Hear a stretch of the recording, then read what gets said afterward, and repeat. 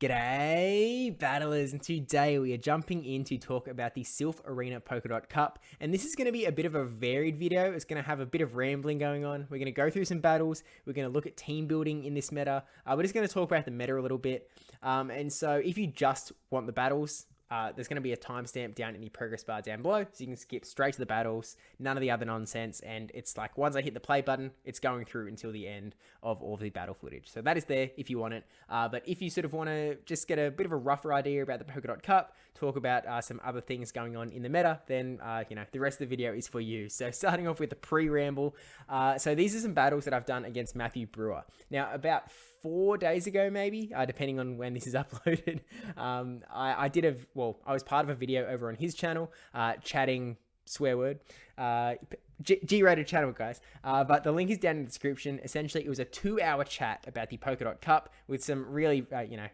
really fun guys over on Matt Brewer's channel. Had a really good time, and essentially it's just a really long discussion, a lot of rambling. So I mean, if the rambling in this video is your cup of tea, there is so much more over on his channel. So yeah, link down to that video is in the description, whether you want to watch it before this. You can come back if you want, or you can watch it later, put it on the watch later queue or something like that, because it's a big time investment. But if that's your thing, it's over there, especially if you like podcasts, I guess. It's that sort of vibe. Now we sort of from that discussion, the Pokemon that I was talking about over there was Talonflame, as a Pokemon that I sort of thought had a lot of potential in the Polkadot Cup. And so we've put two teams together. Matt Brewer's team is over there, my team is down there, and this is sort of Matt's actually going to be using two different teams in this video. I'm going to be using two sort of similar teams in this video. Matt's teams are really good, my teams are really not. So we'll talk about what's in my team first. So we have Wailmer, who is really there as a Talonflame counter. That is sort of the main role that it's fulfilling there. We have Sandslash, regular Sandslash with Night Slash, and we're actually running Rock Slide instead of Earthquake. There's a lot of poison types in this meta that ground damage is really helpful against, some electric types as well. And so I feel like a lot of people assume, well, at least in these early stages, that it is going to be Earthquake, but I'm finding Rock Slide has a little bit of success, especially against opposing Talonflames, because, a flying type does not like rock damage at all. So Sandslash is sort of there as a secondary flying counter, while also being an extra psychic counter because it has access to that Night Slash. We also have Roserade in here. Roserade, kind of just a grass type. I'll talk a little bit more about Roserade later, but it's got access to Fire Weather Ball, so other grass types like Quilladin, who's on the other team, bug types like Charge Bug as well. Roserade's got a bit of play there, while also having your choice of nuke in the back, whether you want to go for the Leaf Storm or the Sludge Bomb, or I don't know if Dazzling Gleam really has much of a place in this meta, but it's there as well. Then we've got Luxray as an electric type, who again is really good up against the water types like Samurott, like Wailmer, but then also has access to Psychic Fangs, so you're going to be doing that big damage to the poison types as well. So sort of a secondary, I guess the first one that I've mentioned, a poison counter. We've then got Girafarig is the sort of main poison type counter, so I think we're running Confusion on it. And then we've got Thunderbolt for the water types, and then we've got Psychic Fangs just for the defense debuff possibilities. And then we have the big old Talonflame, who, to simplify everything down that I said over on Matt Brewer's channel to a single sentence, Talonflame is really, really, really, really, really scary. Everything is going to be a little bit scared of Talonflame. Flame Charge is ramping you up, and then a Brave Bird can just really nuke a large chunk of the meta. This meta isn't as squishy as the Ember Field, so it isn't as dominating as, say, Blast Burn Charizard was back in the Ember Cup, but still a very powerful Pokemon, and one that you have to be very prepared for if you aren't running it yourself. Now, let's take a look at Matt Brewer's team, because that sort of gives us a better idea about the different roles you want to have. So starting off, we have Charger Bug. Again, sort of acting as that water counter, also having some bug damage, bug typing, so you can sort of take on the grass types as well. We have Oranguru, who is a Confusion user, so again, beating up the poison types like Hisuian Sneasel that are around, like Viper, but then also having Foul Play, so you're actually acting as a counter to the other Psychic users, which is really helpful for sure. I've also got Samurott there. Samurott is another Pokemon that we talked a lot about over on Matt's channel. Really spammy with Hydro Cannon, has access to Mega Horn, so it can really do a lot of damage up against those Psychic types, as well as any grass type that might be running around. And it's really the spam factor that is really huge for Samurott. Matt is also running Talonflame. Already talked about that. It's awesome. Then we've got Quilladin. Quilladin, a really interesting Pokemon. It's got a lot of bulk.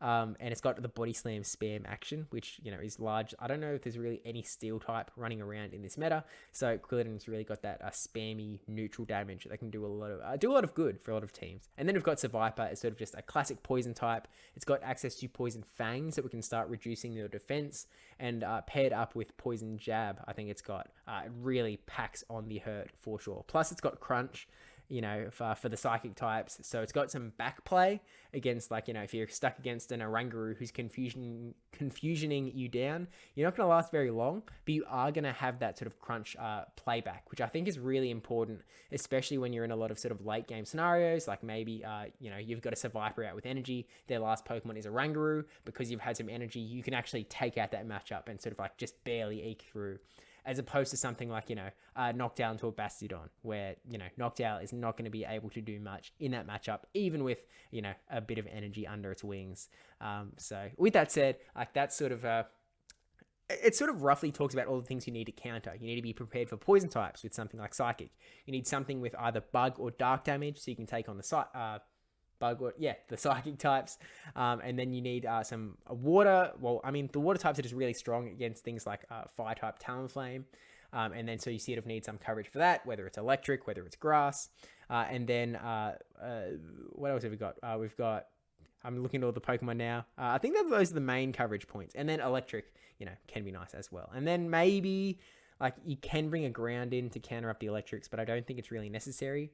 You know, Matt doesn't have a ground type over on his team, but that's sort of a basic idea. So again, Matt is going to be running 2 different teams, and we'll swap over in about 3 battles, and then I'll swap over as well. One thing that I'm going to say from the get-go is my team comes up with a D rating for bulkiness on PvPoke.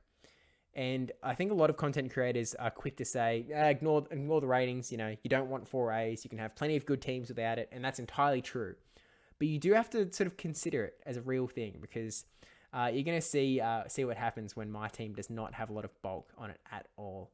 So yeah, let's jump into the battles and take a look. So we've got Talonflame into Talonflame in the mirror match, and you can see we have 2 Talonflame counters in the back, Whalmer and Sandslash. So we're just going to charge up energy and swap out. Matt actually had the exact same idea there, but he's actually got a sort of a disadvantageous matchup here, because I have that Night Slash to do that spammy damage onto that Oranguru. You can see that we've taken it down to really low health now, but he's going to get a charge move off here.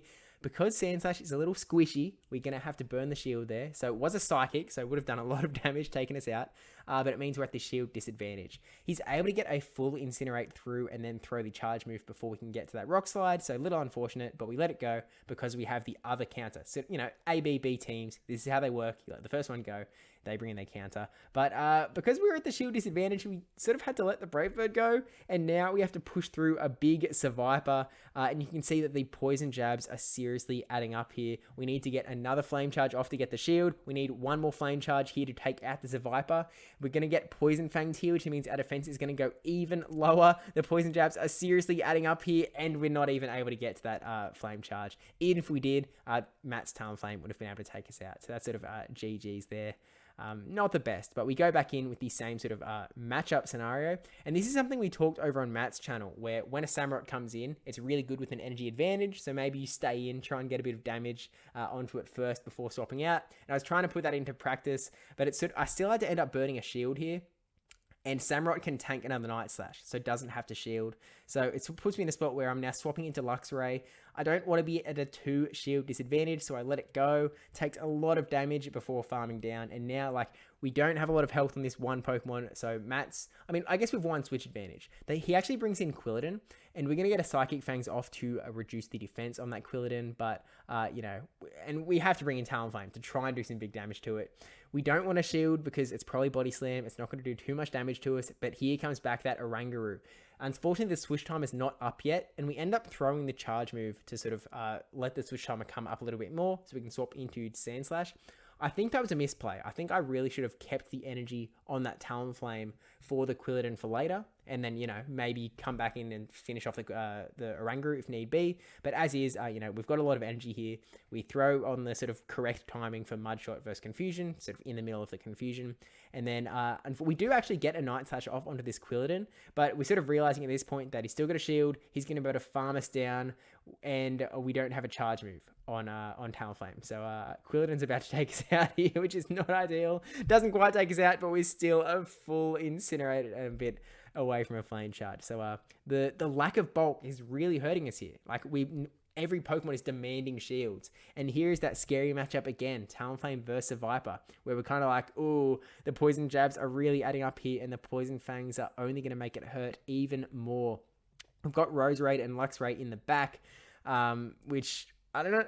Look, I don't stand behind Roserade anymore, but we land the huge Brave Bird, which is really big for us. We're going to let our Talonflame go because we are sick and tired of having the shield disadvantage, even though we've already locked in that disadvantage. But we're thinking, oh, what do we come in with and get a bit of farm? Neither of these Pokemon are going to be awesome up against that Oranguru. So we're kind of like, ooh, we'll see how it goes. And in comes the Seviper. We're running Weather Ball Sludge Bomb. And we're just going to try and do a little bit of damage here with the Weather Balls. We actually get a shield, which is really nice. But Seviper's able to get a charge move off before we can get to another one. Down we go. And now it is up to Luxray, who is going to be able to get a Psychic Fangs off here. But he swaps into Charger Bug, not even able to get it off. And Charger Bug is such a bulky Pokemon. Bulk. How many times can I say bulk in this video? And it means that even though we're getting these Psychic Fangs off, the defense is going down. Charger Bug is going to be able to survive the 2, and then we need another one to get the shield, and then another one to take out Charger Bug, and then another one to take out Seviper. And Luxray is just too squishy. It's just not going to happen for us. And so with that in mind, we're kind of like, okay, we're being demanded too many shields. There are too many spammy Pokemon in this meta. Samurott, Seviper gets to the Poison Fangs pretty quickly. I know it's not as quick as Nidocoin used to, but it's still, it's a decent speed. Oranguru gets there pretty quickly. Talonflame's pretty quick. 15 turns to the first charge move. Quilladin's got the Body Slam spam. So we need to rebulk. So we're like, okay, what can we sort of quickly change out here? So we're like, okay, well, Roserade, not really doing us any favors, so we decided to swap that out for Jumpluff. I'll bring up my new team here. And then we also swapped out Luxray for Galvantula. Not necessarily, Galvantula isn't exactly the peak of bulk, right? It's still a relatively squishy Pokemon, all things considered. But it just sort of felt like a change that can make us be a little bit more spammy. Whereas Luxray is Luxray hates all charge moves. A single Body Slam does tons to it. Galvantula can at least sort of more comfortably take it on. So we're just sort of slightly increasing the bulk there. And then we're kind of like, oh, we still want to have Wailmer for that fire coverage. I really do like the Night Slash Rock Slide combo, Rock Tomb combo from Sand Slash, even though we didn't end up getting to use it against the Talonflame. And then I wanted Talonflame to work. So that's we just made 2 changes. Matt has brought in a completely new team of 6 that we can sort of look at here. So we've got Araquanid, again, that sort of bug damage, water damage as well for the Talonflame. Although, fun fact that we talked about over on Matt's channel as well, is that Talonflame can go 0 shields to 2 shields, straight flame charge, and actually do pretty well against Araquanid and win a lot of the time as well. So it turns out that's actually pretty decent for Araquanid, for Talonflame still. But still, and then it's also bringing in Dugong as some ice damage, which is really interesting. A little bit of anti-flyer. Has some water damage as well for the Talonflame also, while being able to tank Talonflame's moves pretty well. Bringing in Swoobat, which is a really interesting psychic flyer. You've got that big confusion damage coming through. It's pretty squishy, but he's rounding it out with some other bulk. I mean, Dugong and Araquanid, huge bulk. And then Ampharos, a little bit squishy, bringing that electric damage, anti-water. Interestingly, Sandy Cloak Burmy, which he does use once. I think it's a really interesting Pokemon. I don't have one built, but I kind of want to give it a bit of a go. We'll see how sort of what it does when we get there. And then also bringing in the normal cast form. Normal cast form having access to the double Weather Ball, the regular one, which is just like Body Slam basically, that you do get same type attack bonus on, and then the rock type Weather Ball, which gives you really good coverage against things like Talonflame. But also, cast form gives you a lot of bulk. So it's Matt sort of built a very bulk focused team here with slight bits of squish in the Swoobat and the Ampharos. And my team is still pretty squishy. So we'll see how it all goes as we play it out. And so we're starting off with the Galvantula versus Castform, because my Galvantula actually looks really good against his second team here. We are unfortunately running Discharge Energy Ball. Don't do that. Run Lunge so you have that psychic coverage. But we decide to weaken it down and then swap into the Sand Slash to try and bait out some sort of counter here, maybe Araquanid, so that we could farm down with the Galvantula. That's the first time we used the Rock Tomb, so Matt was not expecting it then. We got a big chunk of damage on there. A Rock Tomb does twice as much damage, or it does more than twice as much damage as a Night Slash for a little bit more energy. Now, Girafarig coming in here, we know we can tank any move from the Dugong. Icy Wind, fine. We're just going to Confusion down. We can take another Icy Wind if we need to, but we actually don't. And then in comes the Castform back again. And now we're going to just try and Psychic Fangs. We actually get the shield there, which is really nice. And then they swap into Swoobat, but we are able to get up to the Thunderbolt. Matt was maybe trying to catch a Psychic Fangs, I'm not sure. But we get that last shield, bring in Galvantula, and now we're kind of going like, oh, we have a chance here. We have a chance here. Psychic Fangs is going to reduce our defense. We get this Discharge off that is going to take out the Swoobat. There's no more shields left on Matt's side. And now we just have to take out that Castform, but it has a lot of energy. First Weather Ball coming through has to shield. It's already got a second one, I think. And so this is going to take out Galvantula. And then only needs one more to maybe take it. Actually, Girafarig's got so little health. Unfortunately, it takes us out. So we got close there. We got close. Although, granted, we had decent alignment, I suppose. I mean, not the best. No, not an awesome, like, rock, paper, scissors. But actually, we sort of struggled in the grand scheme of things. But now we have Flyer into Ampharos, Talonflame versus Ampharos. And in the back, we have Girafarig and Galvantula. Neither of which are, like, Ampharos counters, so we sort of just burn a shield and then swap into our own Galvantula. I guess we're going for the Energy Ball now. It's still neutral damage because of the rock bug type, ground bug typing, but it's still got a chunk of damage, so like maybe not the worst spot to still have Energy Ball accidentally. Not intentional though. But Matt lets it go down, but is now going to be able to come back in with Ampharos and farm up even more energy, being confident that we energy dry. A single Thunder Punch is going to take us out because we don't have enough bulk. And now we're really scared. Talonflame is only one Thunder Punch away. We try and do a little bit of a peekaboo play where we bring out the Talonflame, hope that he threw the Thunder Punch and catch it into Girafarig, but it didn't work out that way. And he didn't really have much reason to, because it's not like we had a charge move that he had to contend with. So just Brutal swings us away, and now Castform is going to be able to can basically fast move us down. So we're just going to let this come through. We're not going to throw a move because we knew it was GG's. And yeah, not the best for us. So last game of the video, we land Galvantula into Araquanid. So really nice lead there. In comes the Dugong, and we're kind of like, ooh, we kind of, I guess we'll let the other Pokemon deal with the, we're happy to use that energy up there. And then we swap into Wailmer, because we know we can tank all of Dugong's moves while still having a bit of Body Slam spam going on.